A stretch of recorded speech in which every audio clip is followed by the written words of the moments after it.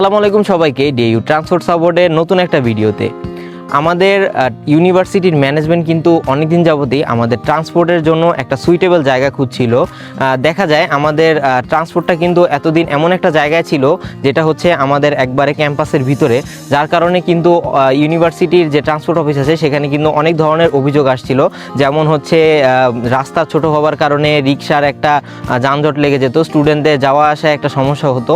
তো আশা করি সেই সমস্যা সমাধানের জন্য ক্যাম্পাসের বাইরে এবং সব ডিপার্টমেন্ট থেকেই যাতে আসা যাওয়ায় একটা হিউজ পরিমাণে সুবিধা পাওয়া যায়, তার কারণে কিন্তু এই জায়গাটাকে হচ্ছে চিহ্নিত করা হয়েছে। এবং এর জন্য আমাদের ইউনিভার্সিটি ম্যানেজমেন্টকে কিন্তু অত্যন্ত ধন্যবাদ যে এমন একটা জায়গা হচ্ছে সিলেক্ট করার জন্য। তো আপনারা দেখতে পাচ্ছেন এই জায়গাটা, এটা কিন্তু হিউজ পরিমাণে একটা জায়গা যেখানে হচ্ছে আমাদের ট্রান্সপোর্টটা শিফট করা হবে এবং অতি দ্রুত সম্ভব কিন্তু আমাদের যে কাজগুলো রয়েছে এখানকার সেগুলো শেষ করা যাবে। এছাড়াও আরেকটা বিষয় রয়েছে যে এতদিন কিন্তু একটা কমপ্লেন ছিল, আমরা যারা ট্রান্সপোর্ট কার্ড ব্যবহার করতাম, তো সেক্ষেত্রে অনেকেই কিন্তু ট্রান্সপোর্ট কার্ড ব্যবহার করার ক্ষেত্রে দেখা যেত যে অনেকেই হচ্ছে কার্ড না করেই হচ্ছে যাতায়াত করতো বা আসার সময় হচ্ছে কার্ড চেকিং দিতে একটা অসুবিধা হতো। তো সেই জিনিসগুলো কিন্তু এখন আমরা সমাধানের পথে হচ্ছে এগোবো।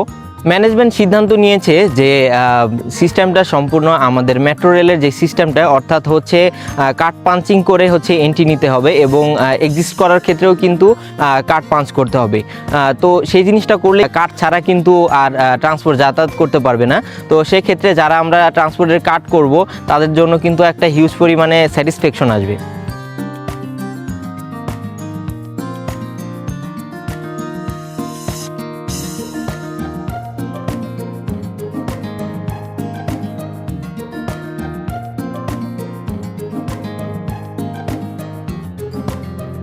ইউনিভার্সিটি ম্যানেজমেন্ট কিন্তু খুবই দ্রুত চেষ্টা করছে আমাদের ট্রান্সপোর্টটাকে এখানে শিফট করার জন্য যা যা করণীয়।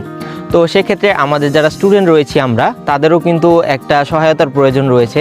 তো আমাদের যদি এই সম্পর্কে আরও কিছু ফিডব্যাক দেওয়া থাকে যে কীভাবে এই ট্রান্সপোর্টটাকে আরও সুন্দরভাবে পরিচালনা করা যায়, সেক্ষেত্রে কিন্তু আমরা সেটা অবশ্যই দিব।